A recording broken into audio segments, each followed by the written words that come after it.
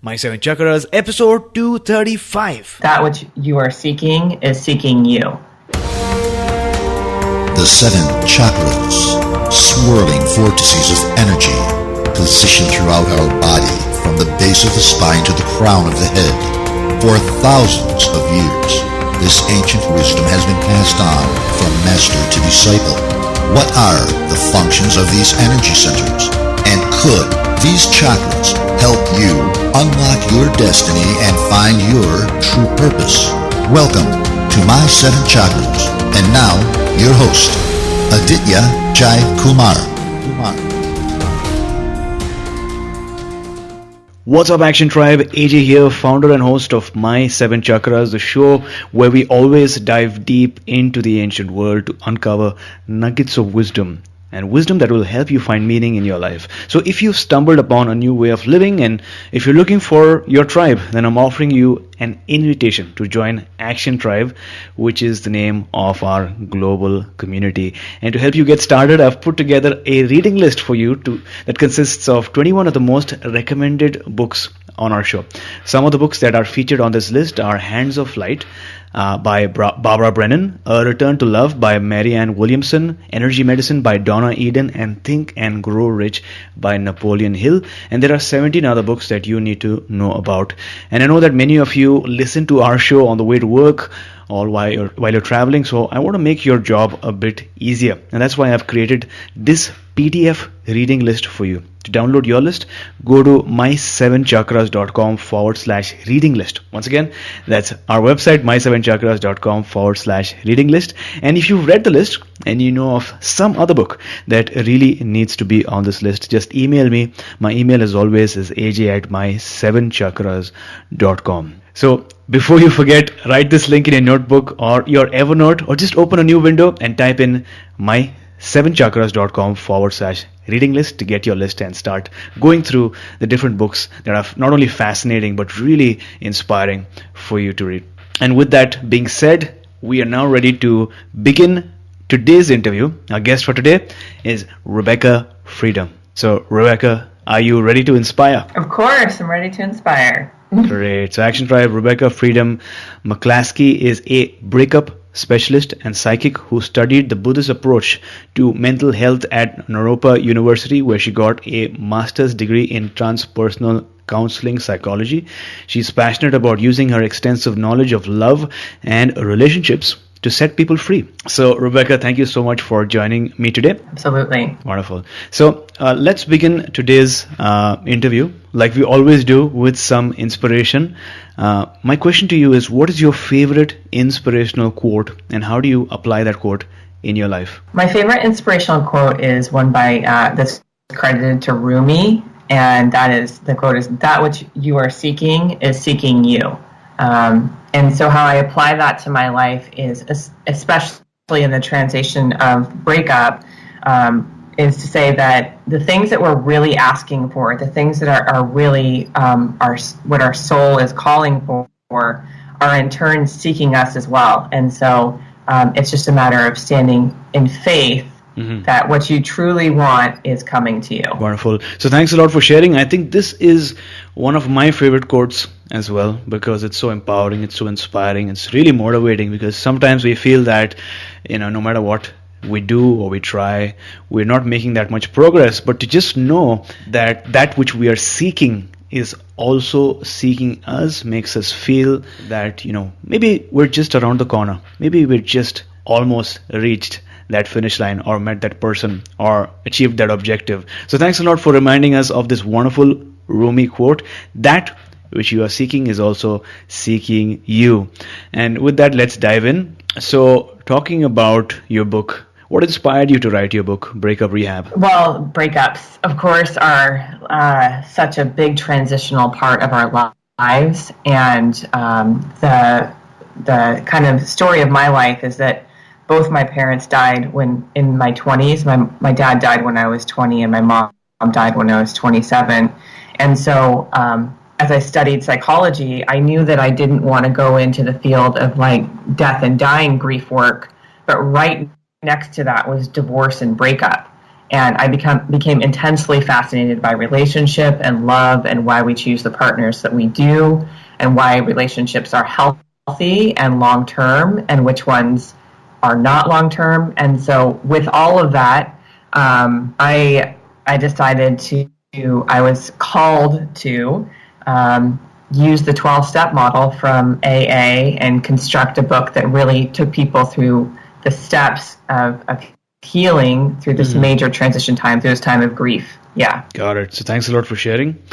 So why the word rehab? What made you coin the phrase? So rehab is to return, and really that's what happens when you go through a breakup, is that you're returning back to you. You're like, you go through a relationship and you get new information about who you really are and how you show up in a relationship. But when that comes to an end, you feel like a failure, you feel like you didn't do it right, that there's something wrong with you. But rehab is really telling you there's nothing wrong with you. You are just growing into a greater version of who you truly be. So that was really the inspiration for it. And then also, of course, because it's a loose adaptation of the 12-step model from AA. So those together is why I called the book Breakup Rehab. Got it. So hopefully we will learn about some of the steps today. And before we dive deeper, could you talk to us about what are some of the common reasons for breakups? Well, one of the greatest things that I have learned through my journeys is the way a relationship begins will often be echoed in how it ends. So if you jump into a relationship really quickly with a lot of intensity and not a lot of like time to build intimacy, oftentimes the relationship will also end abruptly. So really the way in which we enter into relationship will be reflected into the end. The expectations that or baggage we bring into the relationship, if we don't take time to build a foundation of intimacy, actually getting to know that person before we ever sleep with them, then oftentimes the things that went unmentioned in the beginning of the relationship will be the things that end the relationship. Got it. So you said that the way a relationship begins is often echoed in how it ends. So I love that phrase, because the two people in the relationship, it's important for them to sort of build that foundation, right? That foundation of intimacy, get to know one another, and it sort of sets the expectations for the relationship before it becomes deeper and more committed. Is that correct? Yes, absolutely. Yeah. Got it. All right. Any other reasons for breakups that come to your mind right now? We can talk about more later on, but for now, any other reasons? Yeah, the two primary reasons for breakup can be pointed to financial or a breakdown in communication. So because the money that we're bringing in is so much about survival, about safety, about in Maslow's hierarchy of needs, just like your basic needs being taken care of, like food, shelter, warmth, and breakup and a relationship becomes a place for food, shelter, warmth, self-expression. And if there's financial issues that happen there, resentments build up. Like if a guy is really showing off and spending a lot of money on a girl, and she comes to expect that, he can feel like undervalued for who he is as a person, and ultimately that resentment builds into like not wanting to deal with her anymore. The second is communication styles. For instance, there's certain people that are really invested in wanting to be in an open relationship, a polyamorous relationship, and another person could really want a monogamous relationship, but is unable to communicate that and unable to really communicate their desires, their wants, their needs. So they just go along with the dominant energy, and ultimately that creates a lie in the relationship, which I say in the book. And this is also from AA, is you're only as sick as your secrets. So whatever goes uncommunicated. Or sometimes it's you are really clear on what you're communicating and you just realize you're not in alignment with that person, that you guys want different things. And so those are reasons that we break up. Got it. So thanks a lot for sharing. So Action Tribe, if you paid attention to some of our previous episodes, you'd realize that we're talking about the chakras also here. So we're talking about food, shelter, and warmth, which is the root chakra, right? And if a person receives all of them, including financial abundance, that's when the relationship is safe, right? But the absence of it, if the root chakra is blocked in the relationship, that's when things can get challenging. And also breakdown of communication, which is the throat chakra. If you don't effectively communicate your beliefs, your desires, your wants, your preferences to your partner, and if it happens over an ongoing basis, then the relationship can go sour, and it can also go bad if one partner is communicating effectively but the other isn't. So I love that. Thanks a lot for sharing. So could you talk to us about some of the emotions? Because you spoke a lot about emotions a while back, some of the emotions that a person goes through immediately after a breakup. Absolutely. So again, there's two different people in a breakup. Okay. There's the one person who does the breaking up, who initiates it, and there's the person who gets broken up with. So those two people are going to feel differently, especially if they genuinely cared about each other, but just came to that impasse where they're like, we can't move past this thing, whatever it is. And so the person who is the one who initiates the breakup will tend to feel guilt afterwards for hurting the person that they cared about, but they'll feel more justified in it. They'll be like, this wasn't working for me, so I don't want anything to do with that person, and they'll just move forward to some degree. Now, the person who got broken up with, who thought the relationship was salvageable, could be worked on, there was more that could be done, is going to feel shock, is going to feel the sense of wanting to get back together with their ex, wanting to try harder to make it work, or maybe try to make their ex jealous so that they'll know what they missed out on, and ultimately just pain, just this deep, abiding pain that something is wrong, that something is wrong, this couldn't be, just a lot of pain, and this can result in physical issues as well as loss of appetite, panic attacks, unable to sleep, ruminating, where you're just thinking about your ex over and over and over, trying to really figure out why and what happened. So those are the arc of emotions that I would say, if you want to talk about chakras, it probably affects your solar plexus, your stomach chakra, more than anything else, because you feel just like this complete sense of the bottom dropping out. Got it. Well, thanks a lot for sharing and putting that into perspective, because when I initially thought about relationships, I was talking about the receiver, as you mentioned, but then you rightly pointed out that there are two people when it comes to a breakup, the initiator and the one who receives the information. The initiator might feel some guilt afterwards, but they sort of, because they've taken the decision to break up, they feel they sort of justify that decision, but the receiver is on the receiving end of that decision, so they feel that shock, and they find and try ways to mend that relationship and go back to the old days, and they try out different ways, but if it doesn't work, then there's pain, emotional pain, I'm guessing, initially, and mental pain. But then if nothing is done about that, then those emotions and mental pain lead to physical issues, right? And like you rightly pointed out, the solar plexus is where you might feel that issue, because the solar plexus is our personal power point, the center that is to do with our confidence level and our personal power. And if that is blocked because of the relationship or the breakup, so to speak, then we might have that tension in that area. You might feel it in a physical sense. So I love where we're going over here. Thanks a lot for sharing. So diving deeper, what advice do you have for a person who has just broken up with their partner?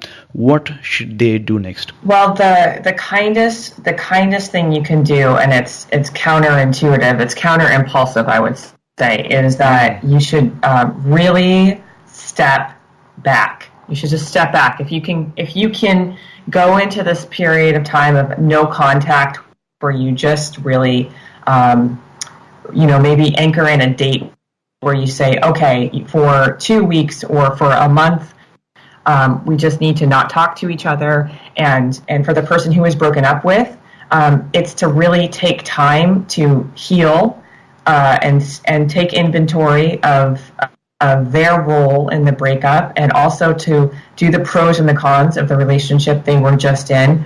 And more importantly, to not look at the person they broke up with as their savior or someone that could rescue them from these bad emotions. Really, the person who has to that's why if you don't talk, it's really graceful. It's a time of grace and mercy to yourself to be able to say, like, I can't rely on my partner anymore to support me in the way that they did, so I have to learn to do that for myself. It's a hard pill to swallow, but it's the kindest thing that you can do. If you initiated the relationship or initiated the breakup, or if you got broken up with, it's just taking in and around a 30-day period, a month of your life to just not talk to that person and invest in journaling, going to therapy, going to support groups, doing what you need to do to heal. Got it. So step one is to step back, right? Go into a period of no contact, per se, because I think the first tendency of a person who is broken up would be to try to mend things, right? Like you rightly pointed out a while back.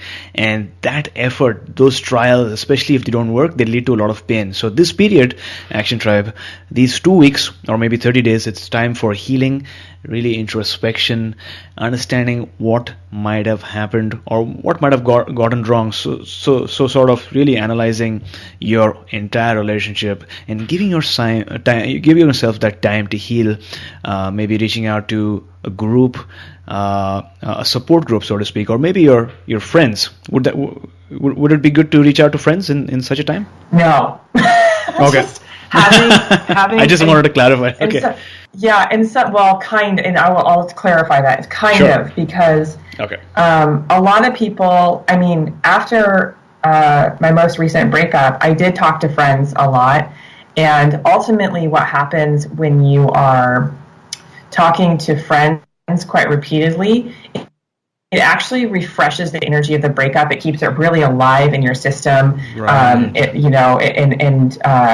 It actually sometimes can re-injure you, because your friends are going to naturally want to demonize the person that you were broken up with. Oh, she was just not the right fit for you, and you still very much love this person. So I would say the best thing to do is go to therapy, is get a therapist and make sure that you're working with that person, once a week. And of course, if you can't afford therapy, that's why I wrote Breakup Rehab, because it's a very affordable way to get the support you need to get you through that first period of time. Now, that being said, maybe pick one or two friends that you could have this conversation with. But I tend to talk to 20 friends, and that's why I say I wouldn't recommend that, because it actually just locks that energy of pain in place more so than dispersing it.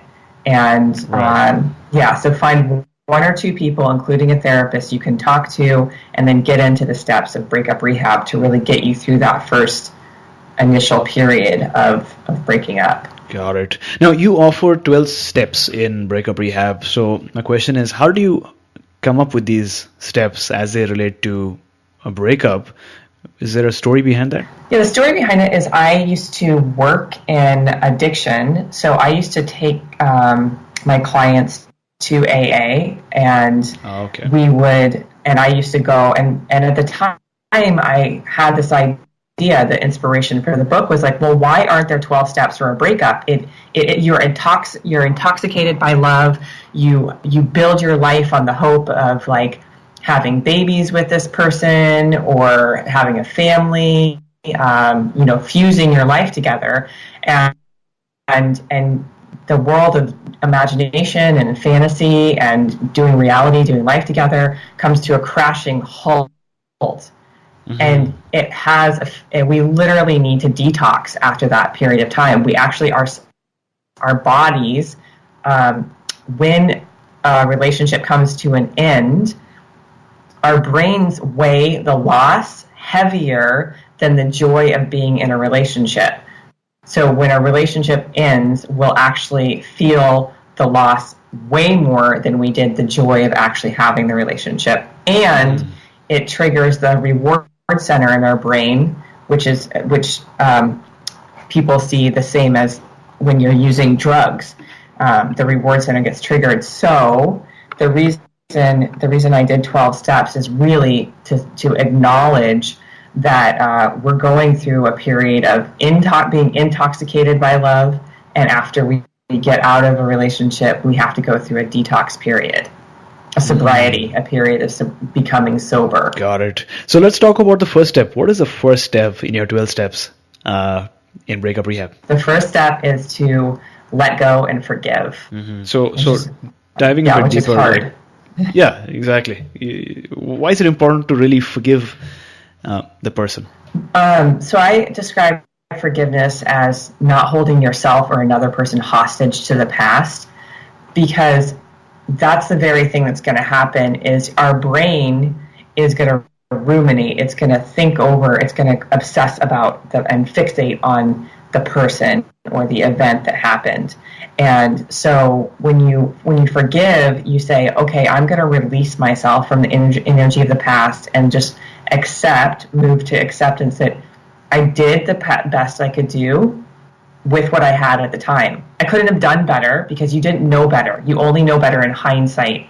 I think that's the thing I'm really aware of a breakup is you go back and you're like, God, I was so mean, or I was such a jerk, or why did I say that, or why did I do this, or if I would have only done this and the relationship would have lasted longer. And you need to just forgive yourself and say, the past is the past, and the only thing I can do from the past is learn from it and grow forward and keep and then I would also say letting go is not something that happens instantaneously. It can take years sometimes before you finally are like, okay, I've let go of that. Yeah. Got it. No, this is really, really significant because while you were sharing this, I was relating this to an experience I had while reading a book about the energetics of a relationship. And what it says is that when two people are in a relationship, there's literally an energy cord that connects both of them.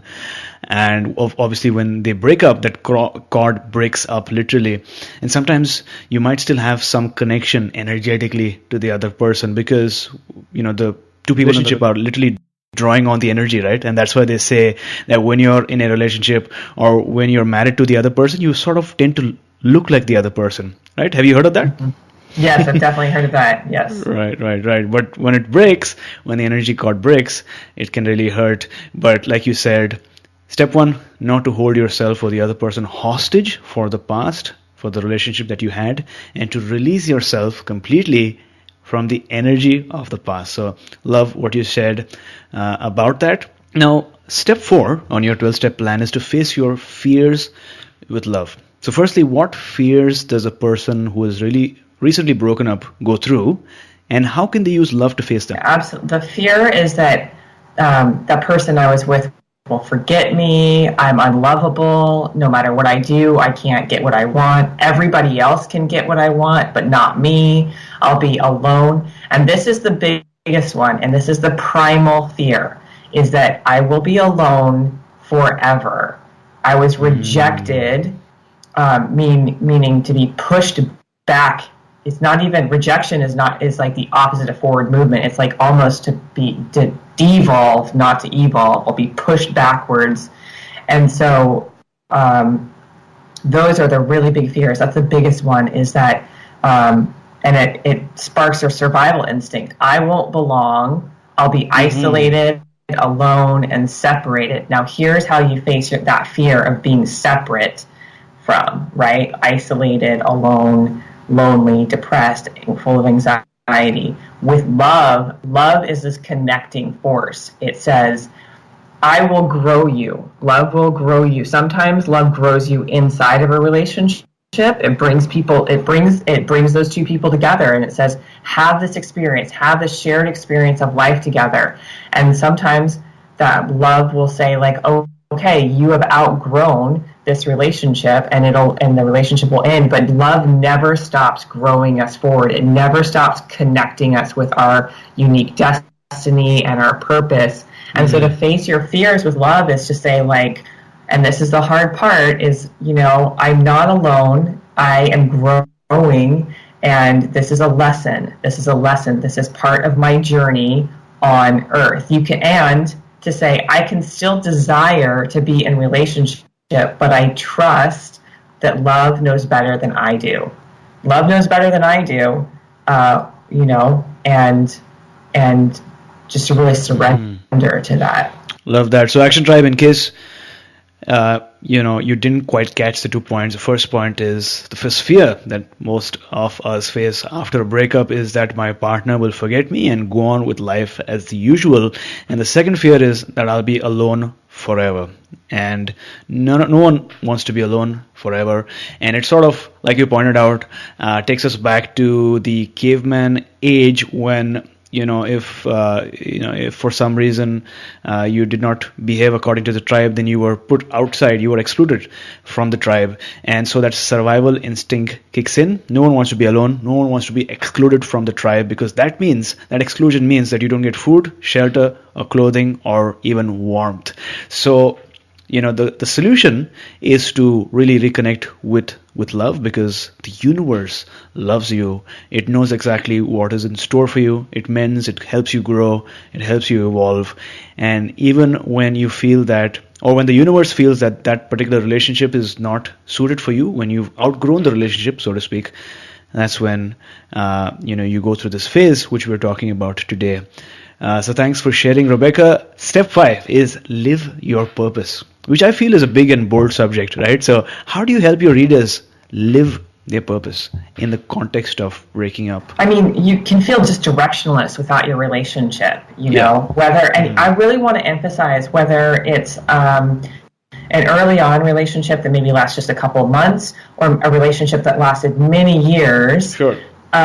We feel a sense of purpose, of worthiness when we get in a relationship. It's this place where we start to feel whole, right? We have the sense of like, I finally get to be loved for who I am and explore different things. And you actually share consciousness with another being, it's in this really concentrated form. And you'll feel a sense of purpose in relationship. Now, there's some of that's healthy, and some of that is really codependency, which is we don't know who we are, how we feel, or we don't have a sense of self.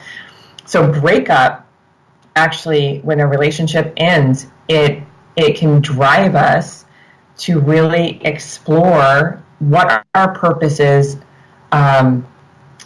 beyond just romantic partnership. Like, how can we plug into the matrix, plug into the purpose of the world? Because my friend said it so well. As much as you need the world needs you back. It needs like your unique gift, the way that you go through life, who you are and how you touch other people's lives is so important. And it's not just about receiving all that through one person, through the romantic partnership, but receiving it from all areas of life.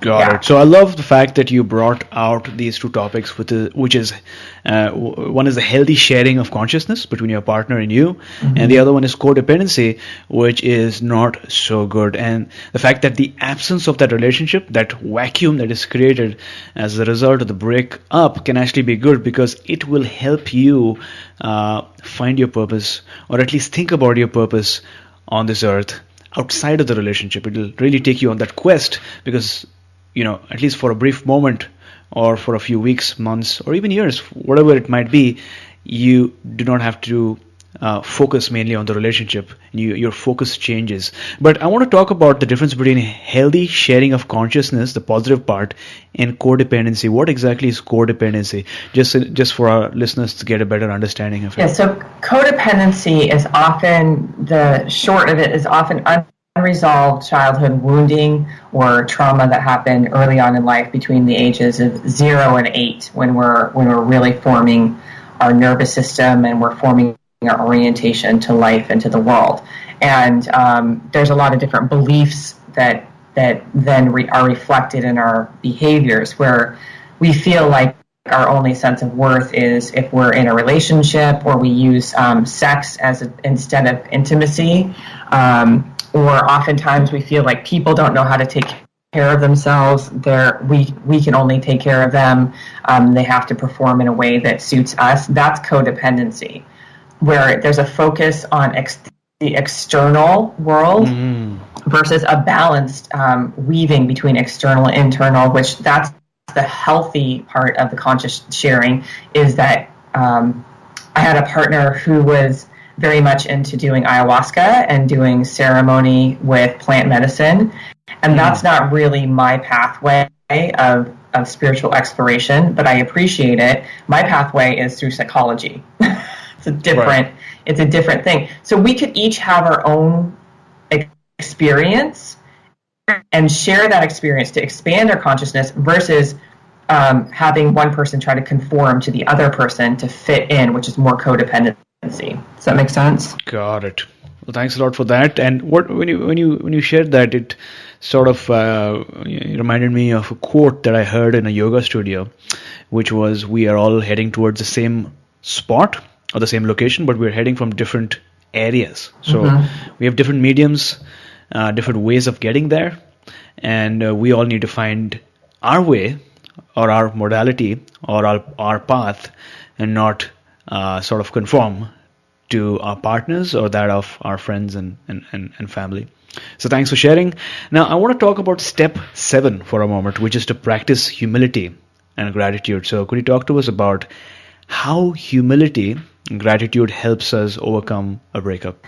Absolutely. So, well, first of all, breakup is so humbling. It just is such a vulnerable, raw place where it's just like it doesn't matter. Your defenses may be all over the place, but ultimately, you feel what you feel. And a lot of people try to circumvent that by drinking or getting in a new relationship right away, just rushing the process.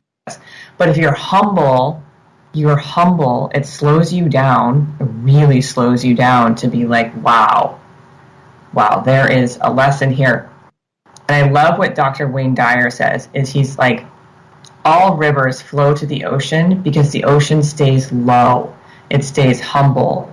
So more of the universe, more can flow to you when you're in a place of humility versus arrogance, versus blame, versus saying, oh, that other person was so bad and they hurt me and how dare they. Stay humble, and that'll bring you back to your center. It'll bring you back to your well-being and your relationship with your higher power, however you understand that to be. So humility is such a monumental part of repair and recovery after a breakup. So, love what you just said there, that breakup can be a humbling and a raw experience, because as soon as you break up, no matter how much defense you have put up around you, it sort of falls away. And it's important to spend some time in that void to really feel it and to really experience what you've gone through, that transition period, because people tend to want to fill that void and get back to relationship mode, or maybe to fill that void in a way that does not serve them, by drinking, by overeating, binge eating, and excessive other habits that tend to sink in as soon as they're experiencing that void that they're not used to. And I love the quote that you shared, all rivers flow into the ocean because the ocean stays low. So Action Tribe, there is power in humility, and a breakup is an opportunity to remember your humility. So Rebekah, there might be people listening to the show right now who are in a relationship, who haven't broken up or haven't divorced, but maybe they sense that things aren't going too right. Maybe things aren't the way they were at the beginning of the relationship. So for these people who want to take some action to improve their relationships, what are some steps a person or a couple can take to avoid that breakup or the divorce that might happen if things aren't corrected? Well, there's a saying that comes from the Bible, is to be equally yoked. And the yoke is basically the apparatus between two oxen that were pulling some heavy weight, right? So that I would say in relationship, there's two different things to be equally yoked, is to look at your values and to look at your priorities. And this is something that is such again, to go back to a humbling lesson for me at this point in my life, because I've gotten into relationships really fast and intense, and I haven't taken that time to see if I was equally yoked with that person, if we had the same values and the same priorities. For instance, when I'm in partnership, I'm monogamous and I'm loyal and I'm faithful, and those are all values of mine. And family would be a priority, right, of mine. Now, let's say you get with a partner that's like, oh, I just want to have open relationship and being sexually expressed is a value of mine. You're not equally yoked. Mm-hmm. It's not going to be a good fit. And so I would say, for people that are really wanting to have a successful relationship, continue to have the values and priorities conversation. Continue to revisit it and to refresh that you guys are that you're on the same page. And if you feel like you're not, you feel like there's something, just a fundamental divide. Of course, you ask, is this something that can be fixed and bridged? If you think it can, then go to therapy. Go get a therapist, specifically a Naropa trained therapist. I'm biased to my clan of people because Naropa trains incredible therapists, and that's what I would say to people that really want to continue their healthy relationship, is look at your values and priorities, and if you feel like there's a big rift between the two of them, go to therapy. Got it. So, Rebekah, thanks a lot for sharing what you've shared thus far. Based on the people that you worked with and your experience, what is that one secret to a long-lasting, thriving relationship? If I knew, I wouldn't be so focused on breakup. There's no formula. There's actually honestly, I think there's it's like the idea that the illusion of control, right? That we have any control over this is sort of a little bit of the humor of the universe to say, there is destiny. There is something that's carrying all of us. And we can only, I would say the one of the greatest tools for a long-lasting relationship is that of meditation. Meditation and know thyself. And know that everything is impermanent and everything is evolving and everything is growing. So to answer your question, there isn't one hot topic or secret. I would say there's just a fundamental tool that we can all do to be able to get through life with or without a partner, and that's meditation. So there you go, Action Tribe. If you have learned something thus far, if you found something really incredible, some piece of advice that you're going to apply in your life, and make sure you share something on social media, on Facebook or Twitter or Instagram, using our hashtag my7chakras, hashtag Action Tribe, and let people know what you've learned through today's session. We're not done yet. We still have about 30% of the episode to go, but we're learning a lot of things today about healthy relationships, things like codependency, qualities like humility and gratefulness and gratitude, and all these wonderful aspects and attributes that will help us during the phase when we are in a breakup, so that we learn more about ourselves and learn to feel that vacuum or that void and how it can serve us in our purpose. So, action takers, to access the show notes for today's episode, go to my7chakras.com/235. That's my7chakras.com/235. Every difficulty in life presents us with an opportunity to turn inward and to invoke our own submerged inner resources. The trials we endure can and should introduce us to our strengths. This is a wonderful quote by Epictetus. Action Tribe, you are stronger than you know. That's what I keep telling myself too. The road that you are on, we are on, no matter how tough, leads to a place that is beautiful. And there might be times when you feel like the road is never ending. Hold on, your suffering will enable you to get rid of the challenges or the obstacles that are preventing you from reaching your goal. It'll help you let go of what no longer serves you so that your essence remains. And when you start to find out who you truly are, that's when you find out what you are really made of. And that's when you find out your unique qualities and strengths and how wonderful you are. But none of this would have been possible if every day were normal. This challenge that you are going through right now, whether it's a breakup challenge or a financial challenge or any sort of health challenge, is an opportunity to look inwards, to immerse yourself in your challenges and then resurrect more powerful and determined than ever before. So Rebekah, this question is about challenges that we experience in life and how those situations make us better individuals. So take us back to a time in your life when you experienced a major life challenge. How did you come across it, and then what steps did you take to overcome it? Well, fortunately in my life, there's been quite a bit of grace and mercy. So any challenge that I faced was because right behind it was a big ask.